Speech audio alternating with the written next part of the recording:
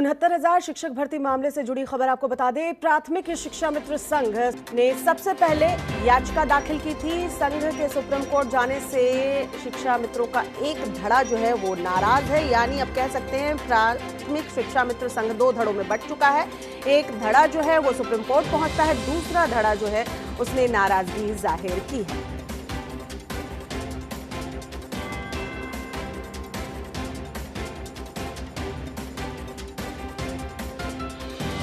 और हमारे सहयोगी चंद्रमणि शुक्ला जो है वो हमारे साथ जुड़ चुके हैं। सीधा रुख करेंगे चंद्रमणि का। चंद्रमणि जी बिल्कुल, जिस तरह से प्राथमिक शिक्षा मित्र संघ सबसे पहले सुप्रीम कोर्ट गया था जो 69,000 भर्ती मामले पर, अब इसकी तरफ से ये स्पष्ट हो रहा है कि जो सुप्रीम कोर्ट गए थे वो और जो पुराने शिक्षा मित्र हैं, जो शिक्षा मित्र संगठन से जुड़े लोग थे, वो लगातार शिक्षा मित्र संगठन का विरोध कर रहे थे, जिसके चलते जो इनके नेता हैं उन्होंने ये निर्णय लिया है कि अब वो सुप्रीम कोर्ट से अपनी या तो याचिका वापस कर लेंगे या जो दूसरा कोई भी शिक्षा मित्र अपने याची के रूप में याचिका दायर करेगा तो उसके साथ खड़े होंगे।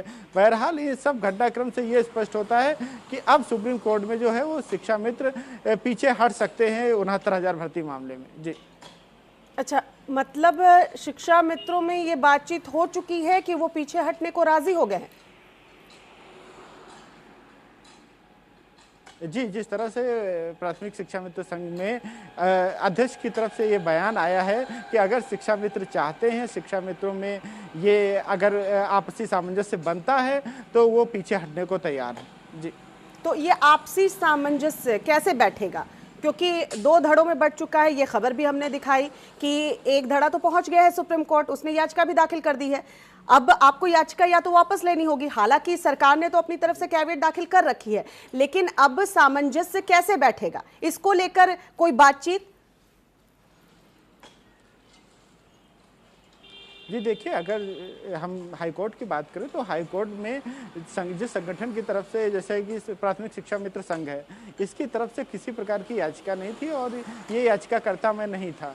अब जब सुप्रीम कोर्ट पहुंचे तो सुप्रीम कोर्ट में सबसे पहले प्राथमिक शिक्षा मित्र संघ की तरफ से याचिका दायर कर दी गई। तो शिक्षा मित्रों में ये विरोध था कि जो शिक्षा मित्र जो हाईकोर्ट में लड़ रहे थे वही सुप्रीम कोर्ट में जाएं या जो उससे जुड़े लोग थे वही जाएं, लेकिन जब प्राथमिक शिक्षा मित्र संघ की तरफ से याचिका दायर की गई तो जो शिक्षा मित्रों में था वो आपसी विरोध दिखा था, और जिसके चलते अब ये खबरें आ रही हैं कि आपसी सामंजस्य बना लिया गया है और जो प्राथमिक शिक्षा मित्र संघ है वो पीछे हटने को तैयार है।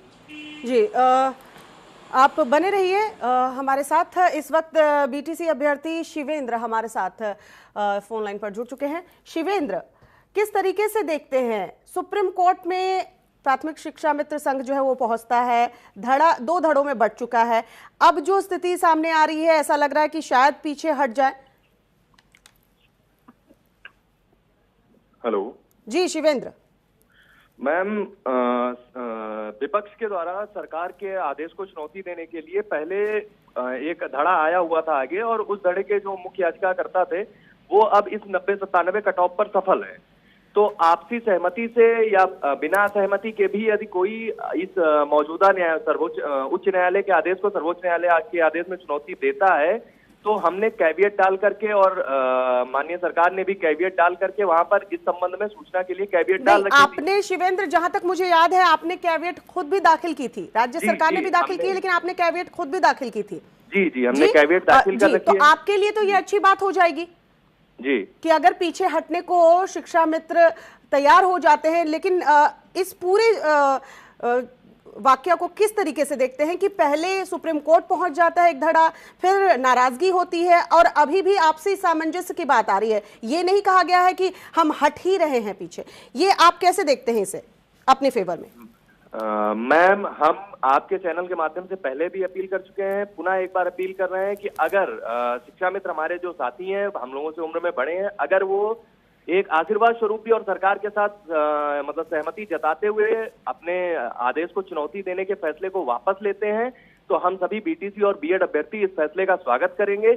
और अगर आगे शिक्षा मित्र के वेतन में वृद्धि की यदि कोई मांग की जाती है तो हम लोगों को उससे कोई आपत्ति नहीं होगी और उनके वेतनमान में जो वृद्धि हो सकती है वो आप कराएं, लेकिन जो सहायक अध्यापक पद पर है उस पर जो योग्य अभ्यर्थी और जो का मानक, जो सरकारी मानक तय हुआ है उस पर जो अभ्यर्थी चयन पा करके आए उसको सहायक अध्यापक का पद दिया जाए। बस यही इतनी सी मांग थी मैम, और इसी के साथ हम लोग आगे बढ़ रहे हैं और इसी आदेश की सुरक्षा के लिए कार्य कर रहे हैं। इसको लेकर क्या किसी तरह की बातचीत शिवेंद्र की गई है? आप बीटीसी के अभ्यर्थी हैं, बीएड अभ्यर्थियों की भी आप बात कर रहे हैं, तो किसी तरह की कोई बातचीत की गई है शिक्षा मित्रों द्वारा के साथ कि इस तरह की चीजें अगर होती हैं तो हम इन चीजों पर हमें आपत्ति नहीं है और ये चीजें, इन चीजों पर आपत्ति आप न जताएं? मैम, बातचीत करने की कोशिश की गई थी, लेकिन अभी तक शिक्षा मित्रों की किसी भी टीम द्वारा इस बात पर सहमति नहीं जताई गई है। सबने अभी तक यही कहा है कि वो माननीय सर्वोच्च न्यायालय में डबल बेंच के फैसले को चुनौती देंगे। और एक एसएलपी मतलब एक स्पेशल अपील दाखिल हो चुकी थी और एक स्पेशल अपील कल शायद दाखिल करा दी गई है। अभी उसका डायरी नंबर नहीं मिला है और जैसे ही वो डायरी नंबर मिलेगा तो 2 स्पेशल अपील सर्वोच्च न्यायालय में दाखिल हो चुकी हैं और अन्य टीमें भी तैयारी कर रही हैं। अगर मैम यहाँ पर गुमराह करने की स्थिति आती है कि एक तरफ हमसे समझौते की बात की जाए कि हम नहीं अपील दाखिल करेंगे और दूसरी तरफ अंधेरे में रखते हुए अपील दाखिल कर दी जाए, तो हम दोनों परिस्थितियों के लिए तैयार रहना चाहते हैं कि यदि सर्वोच्च न्यायालय में आदेश को चुनौती मिलती है तो भी अपनी नौकरी की सुरक्षा के लिए सरकार के साथ मिलकर के इस आदेश की सुरक्षा के लिए जो कार्य हो पाएंगे वो किए जाएंगे। और अगर आदेश को चुनौती नहीं दी जाती है और भर्ती प्रक्रिया को रोकने का प्रयास नहीं किया जाता है तो जो भी शिक्षा मित्रों की मांगे होंगी हम सब आपस में शिवेंद्र, क्योंकि आप ये कह रहे हैं कि बातचीत आप लोगों की तरफ से की गई थी, कोशिश की गई थी, लेकिन तैयार नहीं थे शिक्षा मित्र। लेकिन हमारे सहयोगी जो इस वक्त हमें बता रहे हैं कि ऐसी सुगबुगाहट है, अब ये अंदर खाने की ही खबर है कि जो 2 धड़ों में शिक्षा मित्र बटे हुए थे उनमें बातचीत चल रही है कि शायद जो सुप्रीम कोर्ट में याचिका दाखिल की गई है उससे वो पीछे हटने को तैयार हो जाए, लेकिन जब तक सामंजस्य बैठे तब तक नहीं। एक बार हम अपने सहयोगी का रुख कर लेते हैं ताकि स्थिति आपको भी बिल्कुल क्लियर हो जाए। हमारे साथ हमारे सहयोगी जुड़े हुए हैं, चंद्रमणि, हमारे साथ शिवेंद्र जुड़े हुए हैं, बीटीसी के अभ्यर्थी, इन्होंने भी कैविएट दाखिल किया था।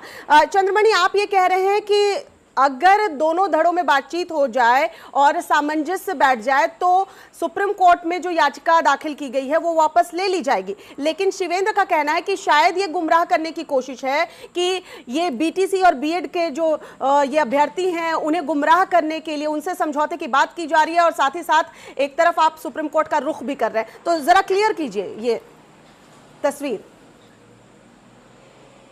जी देखिए, अगर हम बात करें, अगर इसको पूरे मसले को समझना है तो पहले संघ और इंडिविजुअल याचिका में अंतर समझना होगा। जो प्राथमिक शिक्षा मित्र संघ है उसकी तरफ से याचिका दायर की गई थी और उस पर वो पीछे हटने को तैयार हैं।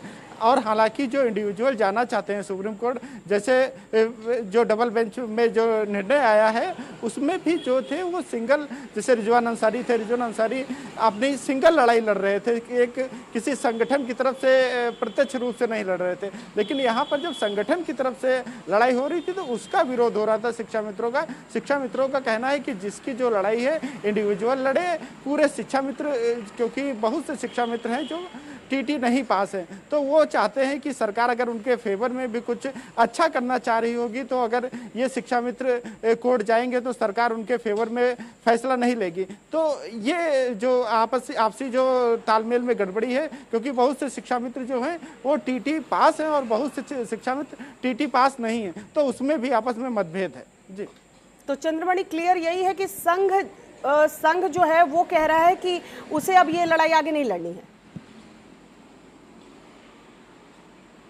जी बिल्कुल, उनकी तरफ से घोषणा की गई है और आधिकारिक घोषणा भी आनी बाकी है। पर अगर अंदर की बात करें तो जो संगठन है उसकी तरफ से लड़ाई नहीं लड़ी जाएगी और जो इंडिविजुअली आप जाना चाहते हैं वो जा। शिवेंद्र, अब आपको क्लियर है?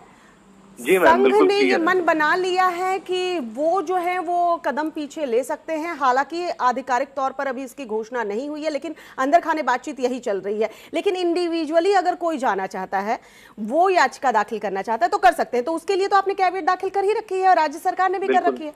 बिल्कुल बिल्कुल मैम, इंडिविजुअल कोई आता है, संघ पीछे हट रहा है, ये आपको एक चीज ये भी समझना होगा कि ये सरकार की नजर में एक सहानुभूति अर्जित करने का एक साधन भी हो सकता है कि आप एक तरफ एसएलपी स्पेशल अपील दाखिल, क्योंकि अभी तक सिंगल बेंच और डबल बेंच में संघ कहीं भी लड़ाई में नहीं था जी, लेकिन सीधा सर्वोच्च न्यायालय में संघ दाखिल होता है, फिर सरकार के साथ ये जताते हुए कि हम आपके कहने पर अपनी अपील वापस ले रहे हैं। जी। उनके साथ में तालमेल बनाता है और अपनी अपील वापस लेता है। लेकिन पर्दे के पीछे से वो और अन्य टीमों को इंडिविजुअल लड़ाई के नाम पर आगे कर देता है कि आप इस लड़ाई को लड़िए और आदेश को चुनौती दीजिए, और जो अंदर से मतलब समर्थन होगा वो हम देंगे।